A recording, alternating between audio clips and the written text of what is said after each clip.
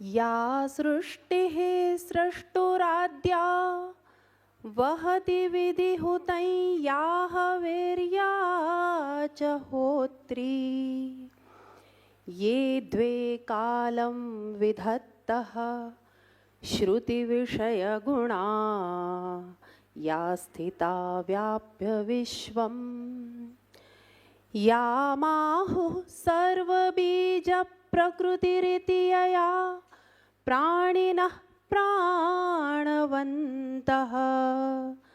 प्रत्यक्षाभिः प्रपन्नस्तनुभिरवतु वस्ताभिरष्टाभिरीशः दिव्यं देवमुमापतिं सुरपतिं मेधापतिं धीपतिं त्रैलोक्याधिपतिं चराचरपतिं विद्यापतिं सत्पतिं संसारैकपतिं महीधरपतिं वाचस्पतिं गोपतिं श्रीमच्छैलसुतापतिं पशुपतिं वन्दे मुदा भक्तये। नमः शिवाय। अस्यां संगोष्ठ्याम् अस्मिन् सत्रे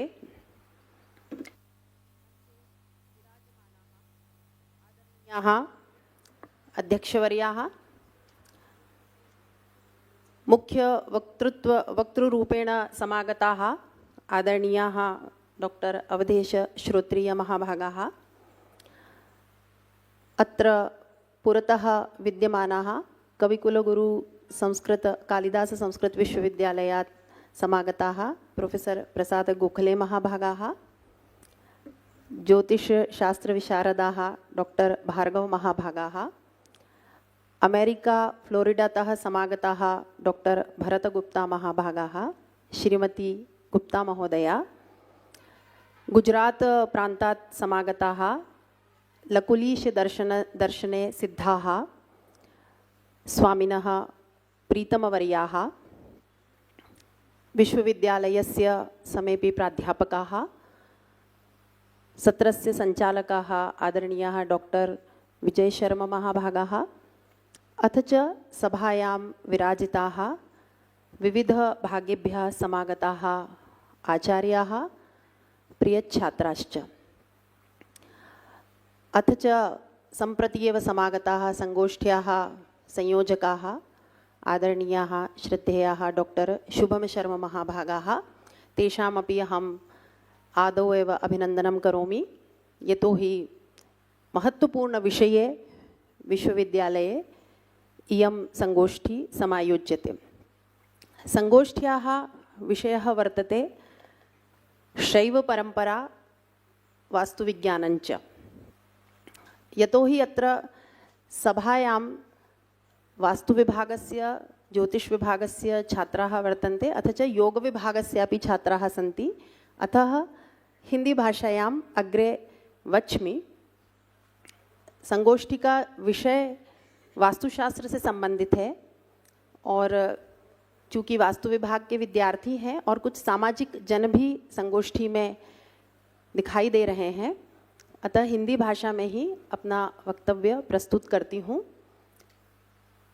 बात सर्वप्रथम यह कहनी है कि मैं वास्तु और ज्योतिष की विद्यार्थिनी नहीं रही हूँ, अतः इस विषय में तो मेरा कोई वैसा विशेष ज्ञान और अध्ययन नहीं है, किंतु दर्शन और काव्य में जो शिव का स्वरूप है, उस स्वरूप की संरचना विविध अवसरों पर करने का अवसर भी प्राप्त हुआ है और साथ ही शिव इष्ट देव है, अतः सहज ही मन वहाँ रमता है। अतः अपनी मति से इस विषय पर कुछ कहने का यत्न करती हूँ।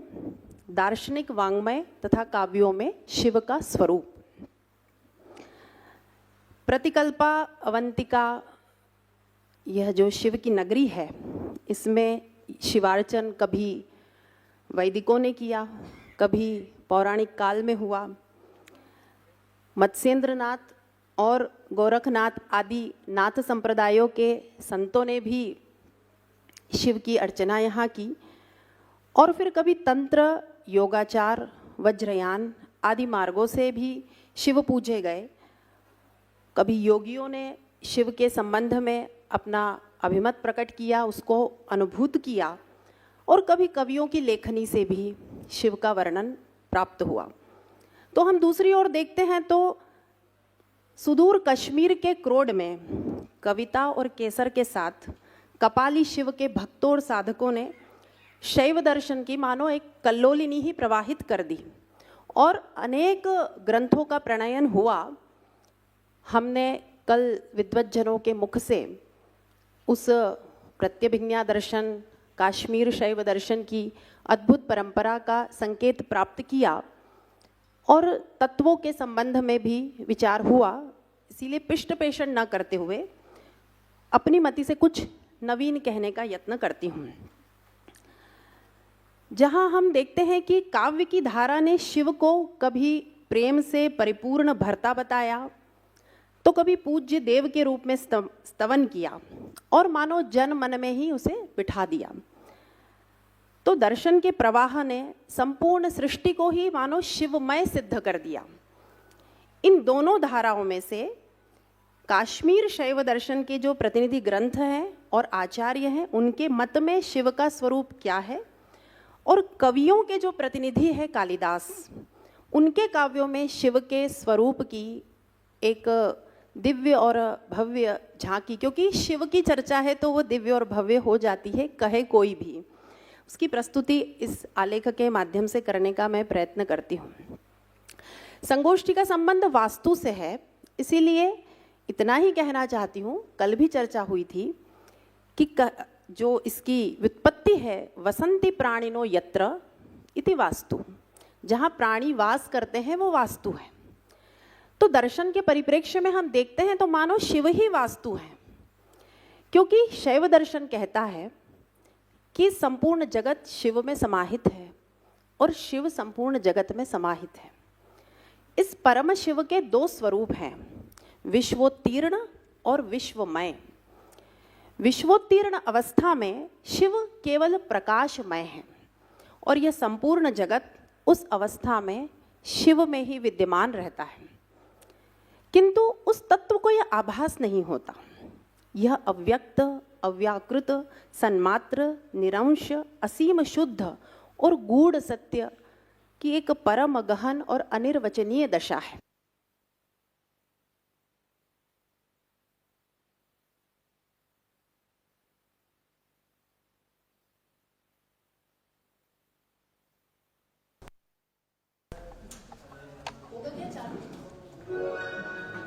Power on. Bluetooth mode. Hariom. तो उस परम शिव के जो दो स्वरूप हैं उनकी हम चर्चा कर रहे थे। पहला स्वरूप है विश्वोत्तीर्ण और दूसरा है विश्वमय। जो विश्वमय स्वरूप है वह वस्तुतः सच्चिदानंद स्वरूप है। जब परम शिव के अंदर शक्ति का उल्लास होता है, स्पंदन होता है, जब वह अपनी सत्ता का स्वयं विमर्श करता है, अपनी विमर्श शक्ति से वह बहिर्मुख होता है और स्वयं ही सभी रूपों में भासित होता है। इसीलिए इस जगत में कण कण में शिव विद्यमान है, ऐसा हम जन जन के मुख से या भक्त जन के मुख से सुनते हैं। विश्वमयता की जो स्थिति है उसमें प्रकाश और विमर्श दोनों साथ साथ भासित होते हैं। वस्तुतः यह विमर्श उस प्रकाश का स्वभाव है। वह परम शिव परम स्वतंत्र है। स्वातंत्र्य तत्व की चर्चा काश्मीर शैव दर्शन में विस्तार से की गई है। और ये स्वातंत्र्य क्या है कि वह एक साथ विश्वोत्तीर्ण भी है और विश्वमय भी है। उस सन्मात्र की, उस परम सत्ता की दो शक्तियां, चित्त जो कि अंतरंग शक्ति है और आनंद जो कि बहिरंग शक्ति है। विश्वोत्तीर्णता की अवस्था में ये शक्तियां सुप्त होती है और विभक्त रूप में रहती है। किंतु विश्वमय अवस्था में वे प्रकट हो जाते हैं। विश्वमय अवस्था में शुद्ध प्रकाश, ज्ञान स्वरूप शिव स्वयं की ही प्रकाशात्मकता और ज्ञानात्मकता का विमर्श करते हैं, और यही वस्तुतः स्पंद कहलाता है। यह दर्शन वस्तुतः अत्यंत गूढ़ है, किंतु इसे कुछ सरल भाषा में ही कहने का मैं प्रयत्न कर रही हूं। चेतना के असीम सागर में शिव के स्वातंत्र्य वश स्वेच्छा से यह ध्यातव्य है कि कोई और प्रेरक तत्व नहीं है, शिव की ही वह इच्छा है। उस इच्छा से एक आनंद की मानो तरंग उत्पन्न होती है और यह जगत का विचित्र विलास प्रकट हो जाता है। तंत्र शास्त्र में इस स्पंद के लिए एक बहुत ही अद्भुत शब्द प्रयोग किया है, मत्स्योदरी गति। तो जैसे मत्स्य के उदर में गति होती है, अत्यंत ही मंद होती है, यह वैसा स्पंद है। तो हमने क्या जाना कि अनंत कोटि, यह जो विश्व ब्रह्मांड है वस्तुतः उस परम शिव के स्वातंत्र्य का एक स्पंदन मात्र है। इसी से हम शिव की व्यापकता और उसकी विभुता का एक अनुभव कर सकते हैं कि एक स्पंदन मात्र ये संपूर्ण ब्रह्मांड है, उसकी इच्छा का यह समुल्लास है। यही शिव का शक्त्युन्मुख होना है और शक्ति का शिवोन्मुख होना है। तंत्र शास्त्र इसे ही क्या कहता है, यामल अवस्था। वो फिर एक भिन्न दिशा है और उसमें इस विषय को लेकर के गूढ़ विवेचन प्राप्त होता है।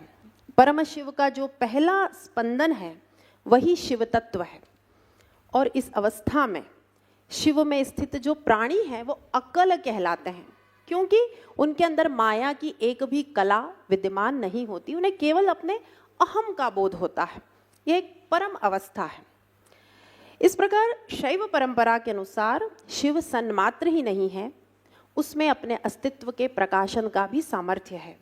प्रकाश और विमर्श, इन दोनों का यह समन्वय ही अद्वैतवाद कहलाता है, और यह अद्वैत तत्व ही सृष्टि, संहार, स्थिति, निग्रह और अनुग्रह, इन 5 कृत्यों में निरंतर रत रहता है। शक्ति का क्या तात्पर्य है, तो चित्त, आनंद, ज्ञान, इच्छा और क्रिया। ईश्वर इन शक्तियों के प्रयोग में, संकोच में और विकास में पूर्णतः स्वतंत्र है, यही उसका स्वातंत्र्य कहलाता है।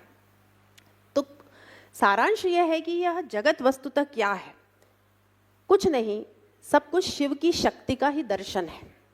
और इस लोक की ये जो विचित्रता और विविधता हमें दिखाई देती है, यह उसके स्वातंत्र्य का उद्घोष है। वह जैसा चाहे वैसा हमें बनाता है।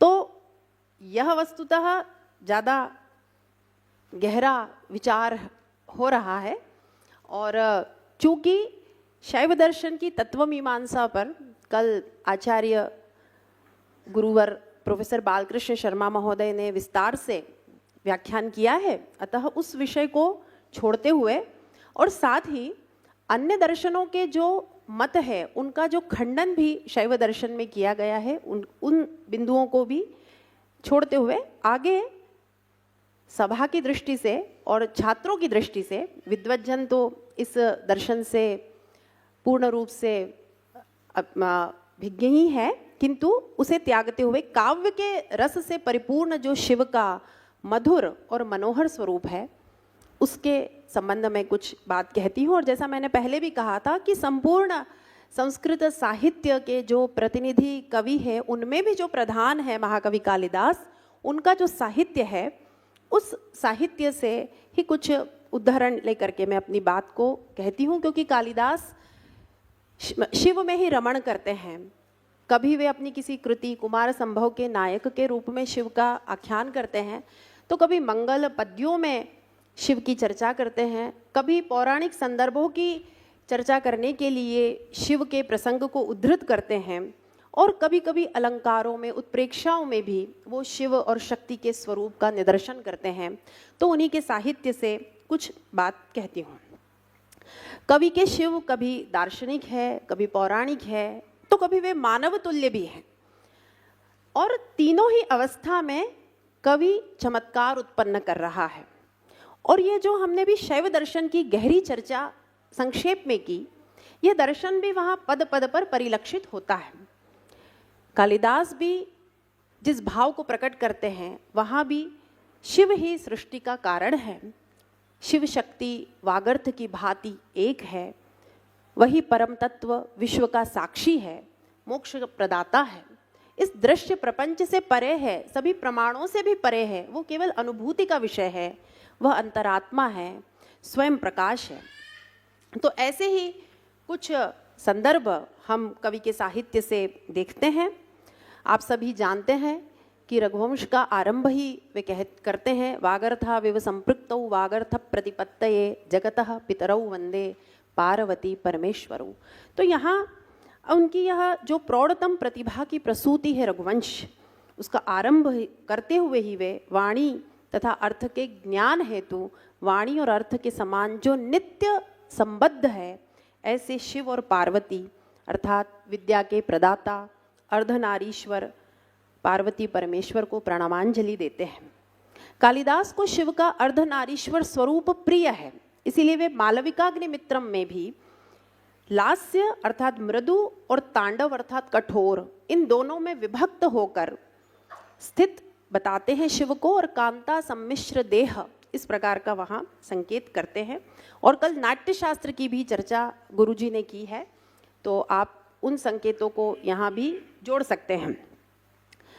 शिव स्वयं भू है, उनके अर्धभाग में स्थित शक्ति रूपा पार्वती से मिलित विग्रह वाले हैं, इसीलिए वे नील लोहित हैं। कवि ने उनके स्वरूप का वर्णन अत्यंत प्रेम से किया है। जब भी हम देखते हैं तो एक नया चित्र वहाँ उपस्थित हो जाता है। वामांग में नील और दक्षिणांग में अरुण। तो कालिदास तो इस बात के लिए प्रसिद्ध ही हैं कि वे जो भी वर्णन करते हैं उसकी एक चित्रशाला हमारे सम्मुख उपस्थित हो जाती है। शिव के अष्टविग्रह स्वरूप को कालिदास ने अपनी संपूर्ण आस्था और श्रद्धा का केंद्र बिंदु बनाया है, और अपने मंगल पद्य में इस व्याख्यान के आरंभ में ही मैंने उस पद्य को यहाँ प्रस्तुत किया, या सृष्टि ही सृष्टुराद्या इति। यहाँ इस पद्य में पंच महाभूत अर्थात पृथ्वी जल तेज वायु और आकाश, सूर्य चंद्रमा और यजमान रूपी अष्टमूर्तियों में शिव को विराजित बताया है। मालविकाग्निमित्रम में भी इस अष्टमूर्ति की आराधना कवि ने की है, और कुमार संभव में भी वे अष्टमूर्ति शिव की आराधना करते हैं।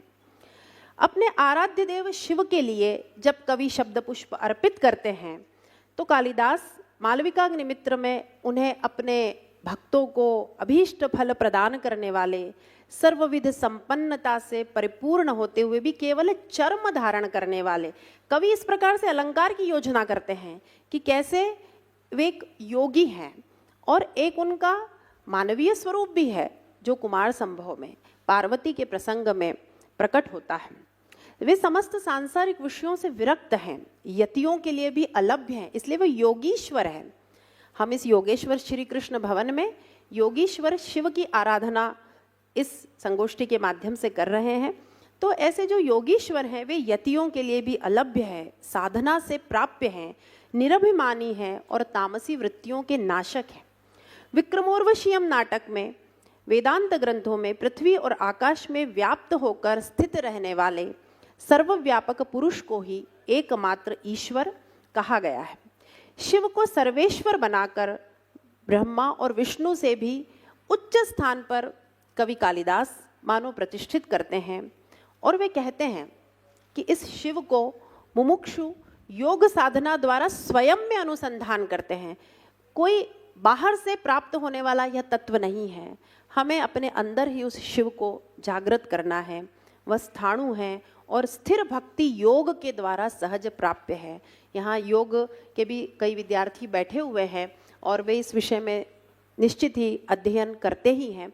तो ये इस प्रकार के काव्यात्मक संदर्भ भी दार्शनिक भूमि में ही लिखे गए हैं, ये उन्हें जानना चाहिए। मेघदूत में उज्जैनी वर्णन के अंतर्गत महाकवि ने महाकाल मंदिर का जो वर्णन किया है वो भी आपको जानना चाहिए। ये वस्तुतः मैं विद्यार्थियों के लिए ही बात कह रही हूँ, अन्य सभी विद्वज्जन जानते ही हैं। तो महाकाल मंदिर में नगाड़ों, वेणु, मुरज आदि वाद्यों के साथ जब शिव की सायंकालीन आरती पूजा होती है और नृत्य आदि का उल्लेख होता है, तब शिव की रुचि प्रकट की गई है कि तांडव के समय रक्त रंजित गज चर्म को धारण करने में उनकी जो रुचि है, नृत्यारंभे हर पशुपते राज नागा जिनिच्छाम। मालविकाग्निमित्रम में कालिदास ने शिव को कृत्तिवासा कहा है, और ये पुराणों में भी ये उल्लेख आता है कि गजासुर मर्दन के पश्चात उसके रक्ताद्र चर्म को धारण कर शिव ने तांडव किया था। तो ऐसे कई सारे जो संदर्भ है जो शिव के पौराणिक स्वरूप को व्यक्त करते हैं, उन्हें भी कवि इस प्रकार से कहीं जोड़ देते हैं, और कभी वे एकदम दार्शनिक परंपरा के प्रतिनिधि बन जाते हैं, और अभी हम कुछ प्रसंगों में देखेंगे कि वो किस तरह से एक बहुत ही प्रेम करने वाले पति के रूप में उपस्थित हो जाते हैं, कभी वे एक भक्त वत्सल देव के रूप में उपस्थित हो जाते हैं। उनका बाह्य स्वरूप भी कवि ने वर्णन किया है कि वे जटाओं में गंगा को धारण करते हैं, सिर पर चंद्र को धारण करते हैं, उनका वृषभ शुभ्र वर्णीय है जो अपने श्रृंगों से उत्खनन करता रहता है। शिव की निवास स्थली इतनी धवल है जैसे वे जो रोज हंसते हैं उनका वो अट्टहास ही उस श्वेत हिमखंड के रूप में वहाँ एकत्रित हो गया है, वो शैत्य से मानो जम गया है। तो अत्यंत ही सुंदर परिकल्पना कालिदास ने की है। हिमालय पर अंकित शिव के पादन्यास की चर्चा की है, और चूंकि योग के विद्यार्थी यहाँ बैठे हैं तो शिव की जो योग मुद्रा का वर्णन कुमार संभव में प्राप्त होता है। सती ने देह त्याग कर दिया है, शिव ने योगी का स्वरूप धारण कर लिया है। वे योगी ही हैं, स्वरूप वे धारण नहीं करते, वस्तुतः वे योगी ही हैं, किंतु वे उस मुद्रा में विद्यमान हैं। लोक कल्याण के लिए उनका जो स्वरूप है वो कवि प्रकट करते हैं कि वे स्वयं यद्यपि तप के फल प्रदाता है, इसलिए वे जो तपस्या में लीन है वो किसी फल के लिए नहीं वे तपस्या कर रहे हैं, क्योंकि उन्हें कौन फल देगा, वे तो सभी जन जन को फल देने वाले हैं। तो ये जो उनका योग है, ये जो योग मूर्ति है, ये केवल विश्व के कल्याण के लिए है। तो कैसा वर्णन है कि भागीरथी के तट पर देवदारू वृक्ष के नीचे मृग चर्म पर वीरासन में शिव बैठे हुए हैं, सर्पों से उनके जटाजूट बंधे हुए हैं, रुद्राक्ष उन्होंने धारण किया हुआ है, मृग चर्म को धारण किया है, उनके दैदीप्यमान और नेत्र स्थिर हैं, दैदीप्यमान हैं किंतु उनके नेत्र स्थिर हैं, और जो प्राण आदि वायु का संचरण हो रहा है वो अत्यंत ही नियंत्रित है योग मुद्राओं के द्वारा, और वे स्वरूप के साक्षात्कार में ही मानो लीन है। जो एक परम योगी की बाह्य दशा है उसका वर्णन कवि ने शिव को ही अपना उपमान बनाते हुए यहाँ प्रकट किया है। शिव की परिक्रमा का भी वर्णन करते हैं कि उस परिक्रमा को करके श्रद्धालु देह मुक्ति के बाद शिव के प्रथम गणों में स्थान प्राप्त करते हैं। यहाँ हम कुछ विशेष जो संदर्भ है कुमार संभव महाकाव्य के, उन पर ध्यान देते हुए इस व्याख्यान को समाप्त करते हैं कि तारकासुर के वध हेतु शिव और पार्वती की संतति प्राप्ति के लिए जब कामदेव को आदेश दिया जाता है तो उसके सम्मोहन अस्त्र से क्षण भर के लिए शिव की चित्तवृत्ति विचलित होती है, और सती के देह त्याग के पश्चात निसंग और एकाकी शिव पिता की अनुमति से सेवारत अद्वितीय सुंदरी परिचारिका पार्वती की ओर किंचित आकृष्ट होते हैं, किंतु तपस्या की मर्यादा को भंग करने वाले कामदेव को एक भ्रूक्षेप के माध्यम से वे भस्मीभूत कर देते हैं। पार्वती का सौंदर्य शिव को जीतने में असफल हो जाता है। इसमें बहुत सारे संकेत हैं लोक के लिए जो कि कवि इस प्रसंग के माध्यम से व्यक्त करना चाहते हैं। तब उस प्रसंग में भयभीत और निराश लेकिन दृढ़ निश्चयी जो पार्वती है वह शिव को पति रूप में प्राप्त करने के लिए कठोर तप करती है। तो उसकी परीक्षा के लिए जब ब्रह्मचारी के वेश में शिव आते हैं और वे अयोग्य वर सिद्ध करते हैं स्वयं को ही पार्वती के सम्मुख, वे पार्वती की परीक्षा करने के लिए वस्तुतः आते हैं। तब पार्वती क्रुद्ध हो जाती है और वो जगत के पालनकर्ता का वास्तविक स्वरूप बताती है कि वह विश्व मूर्ति है, चाहे वो आभूषण या विभूषण धारण करे या सर्प धारण करे, गजचर्म पहने या रेशमी वस्त्र दुकूल पहने, कपाल धारण करे या चंद्र धारण करे, उनके विश्व स्वरूप में कोई अंतर नहीं पड़ता। यही शिव का अद्भुत और दिव्य स्वरूप है। उनका वस्त्र आदि से, आभूषणों से कोई मूल्यांकन नहीं कर सकता। इस बात को पार्वती ने बहुत ही सुंदर पद्यों के माध्यम से व्यक्त किया है, अर्थात कालिदास की वाणी ने यहाँ उत्कर्ष को प्राप्त किया है। पार्वती कहती है कि उनके अंग का स्पर्श पाकर चिता की भस्म भी पावन बन जाती है। नृत्य के अभिनय के समय उनके देह से छूटकर जो भस्म गिरती है उसे भी देवता सिर पर लगाते हैं और इंद्र आदि सभी देवता उस भस्म का और उनके पाद का स्पर्श करते हैं। और तब जिस कामदेव के कोमल कमनीय कुसुम शरों का आघात अनुभूत होते हुए ही शिव क्रोध से कभी पलायन कर चुके थे, वे पार्वती की उस कठोर तपस्या से हार जाते हैं और उसके तप से खरीदे हुए दास बन जाते हैं।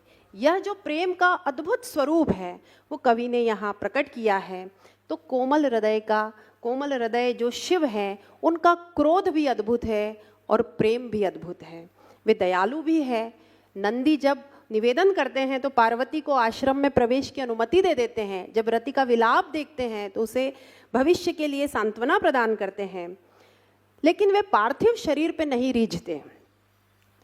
जब प्रसन्न मुद्रा में शिव आ जाते हैं और वे पार्वती का आलिंगन करना चाहते हैं, तब पार्वती उन्हें रोक देती है और कहती है कि पिता की अनुमति से आप मेरे विवाह का प्रस्ताव लेकर आइए।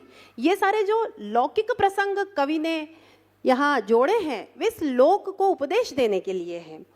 तो शिव क्या करते हैं? वे तो परम तत्व हैं, तथापि लोक की मर्यादा का वहन करते हैं। तत्काल सप्तऋषियों को अपने विवाह का प्रस्ताव लेकर भेजते हैं। वहीं से पार्वती को ले जा सकते थे वे, लेकिन नहीं, वे लोक की मर्यादा का वहन करते हैं। अधीर प्रेमी की तरह भी वे हैं, शीघ्रातिशीघ्र परिणय बंधन में बंधने को आतुर होते हैं। देखिए, एक दार्शनिक वाङ्मय है, वह शिव का एक गूढ़ गभीर गहन स्वरूप है जिसकी योगी साधना करते हैं, और यहाँ एक प्रेमी पति भर्ता का उनका है जो स्वरूप है, जो अधीरता प्रकट हो रही है, वे शीघ्र परिणय सूत्र में बंधना चाहते हैं। यह भी इस लोक के उपदेश के लिए है। विवाह कक्ष में वे नववधू को जीतने के लिए प्रयत्न करते हैं। तो ऐसा लगता है कि कैसा ये महायोगी जो शिव है वो भाव विह्वल, लौकिक और सामान्य प्रेमी बन गया है। तो इस प्रकार से बहुत सारे वर्णन कालिदास के साहित्य में प्राप्त होते हैं। एक वर्णन मेघदूत का है कि क्रीड़ा शैल पर पार्वती चढ़ना चाहती है, तो कहीं ऊंचे नीचे पर्वतों पर पार्वती का स्खलन न हो जाए, तो वे क्या करते हैं कि अपने हाथ में जो वलय के समान लिपटे हुए भुजंग है उनसे पार्वती को डर न लगे, इसलिए उन्हें दूर हटा देते हैं और हाथ पकड़ के पार्वती को सहारा देते हैं, जिससे पार्वती को भय न लगे। और उसके लिए मेघ स्वयं सोपान रचना कर देता है, वो भी अत्यंत ही सुंदर प्रसंग है। तो यहाँ बताया है कि पत्नी के भय हेतु का निवारण करने के लिए एक पति कैसे प्रस्तुत हो जाता है। ये संपूर्ण सृष्टि इन दो तत्वों के संयोग से ही चल रही है, और वहाँ भी शिव हमारे उपदेशक के रूप में प्रकट हो जाते हैं। यह भी हमें शिव के स्वरूप में जानने योग्य है। तो संपूर्ण इस वृत्तांत में जो कालिदास इस दैवीय पात्र शिव के माध्यम से जो संदेश दे रहे हैं वो यह है कि प्रेम अथवा काम धर्म को आक्रांत नहीं करते, धर्म पर आधारित होते हैं, और जब ये धर्म पर आधारित होते हैं तो ये ऊर्ध्वगामिनी शक्ति बन जाते हैं, और यही शिव और शक्ति का मिलन है, और प्रेम उसके मध्य का यह तत्व है। वह प्रेम नहीं है जो हमें स्वच्छंद पशुत्व की ओर ले जाता है, वो वस्तुतः प्रेम नहीं है। हमें शिव से प्रेम भी जानना है, भक्ति भी जानना है, दर्शन भी जानना है, और अंत में मोक्ष को भी पा लेना है। प्रेम क्या है? जो कर्तव्य परायणता को सिखाए, जो लोक मर्यादा के मार्ग से हमें देवत्व की ओर ले जाए। शिव ने यह बता दिया कि धर्म अर्थ की सापेक्षता में काम का क्या स्थान होना चाहिए, काम का क्या स्वरूप होना चाहिए। वे स्वयं कामदेव के समान सुंदर है, लेकिन जो काम तत्व है उसका प्रयोग हमारे जीवन में कैसा होना चाहिए, ये शिव ने बताया। त्रिवर्ग का जो सारभूत है वह धर्म ही है। प्रेयस के लिए श्रेयस की अवमानना नहीं। सत्यम और शिवम और सुंदरम सब कुछ शिव में है, लेकिन प्रेयस के लिए श्रेयस की अवमानना नहीं करनी है, सुंदरम के लिए शिवम की कदर्थना नहीं करनी है। यह शिव अपने व्यक्तित्व से कैसे बताते हैं, ये कालिदास बहुत ही सुंदर शब्दों में प्रकट करते हैं। यह जो पार्वती कठोर साधना से शिव को प्राप्त करती है, ये वस्तुतः हमारे समाज का आदर्श होना चाहिए।